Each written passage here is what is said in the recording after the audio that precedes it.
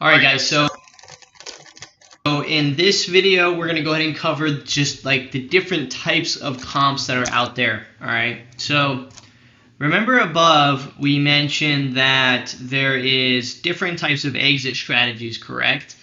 Well, just like there's different exit strategies you can use, comps are being what? Why are they a comp? Because they've already been sold. Right? So we need to know and we need to understand how we can leverage the knowledge we have to understand the comps that are out there, because that better lets us decide on what our property is worth. So let's just take, for example, this will make more sense once we get into the calculator, but we know there's rentals, right?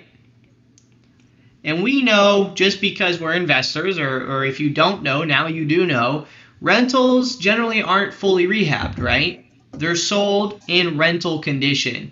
They don't have the full bells and whistles. If someone's going to buy a rental, they're not going to go, fully doing full granite. They're probably going to use, Formica, and they're just going to do things that are generally cheaper because it's going to get used and abused anyway. Okay, so rentals.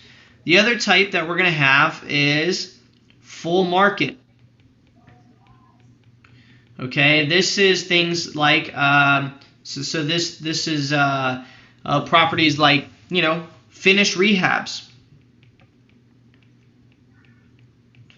right? Rehabs that are fully listed, right?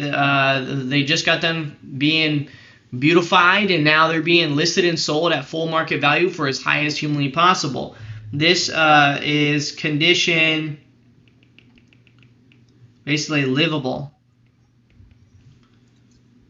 aka rental condition. All right, we have full market value. Then we have, on the other side of that, we have distressed, aka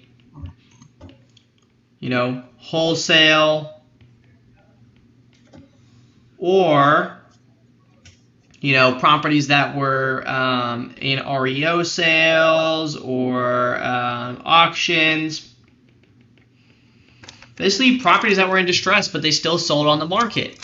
So we know in situations like this, if we get a property under contract for less than this value, less than whatever property sold that were in distress, then we know that, hey, we can just sell it for less than that as long as they fit here, right?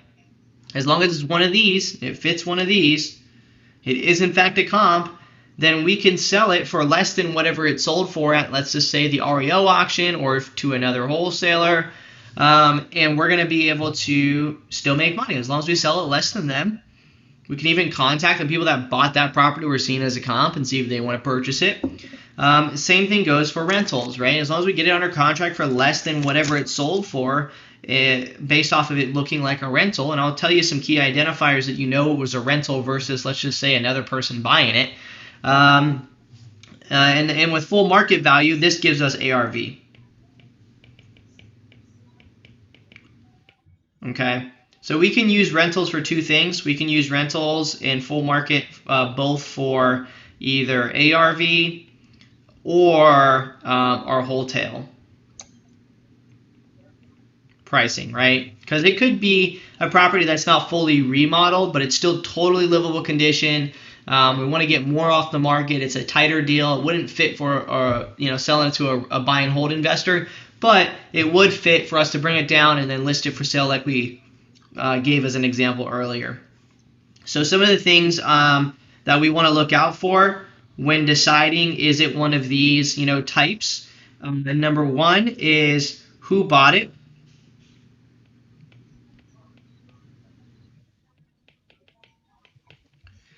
Was it an LLC? Is it owner occupied?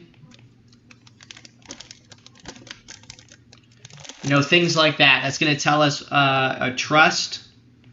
That's going to tell us if it was not if it was just livable condition, it wasn't fully rehabbed, and it was purchased in an LLC, that tells us that it was purchased as a rental, especially if the person that owned it previously was another LLC, for example, or it could have just been listed on the market, or it could have not been listed at all, right? And it just all of a sudden switched to an LLC. Then that tells us that it was probably wholesaled. How do we know if it was wholesaled or not for sure?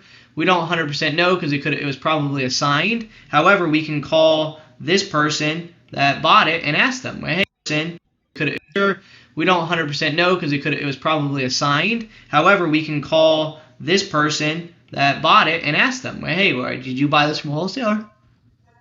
Stuff like that. Another way that we can do this is we can be on our other, wholesale friends and family, in our market, be on their wholesale list, and we'd be able to see then when these wholesale properties come through.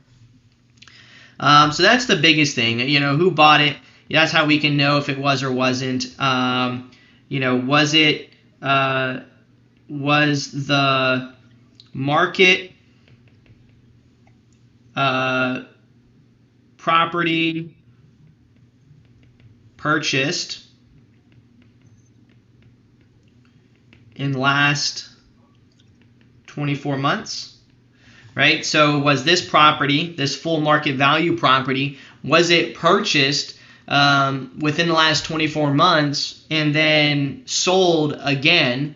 And when we look at the previous photos, when it was purchased previously, which we can, if we have MLS access, we can look at previously listed photos, or was the person that had it previous to this person an LLC? So previous, because if it's sold on full market value, the person that owns it now is going to be owner occupied. It's going to be some random owner's name, but we can see that the seller of that property was in fact a company. So therefore, we know that it was a flip.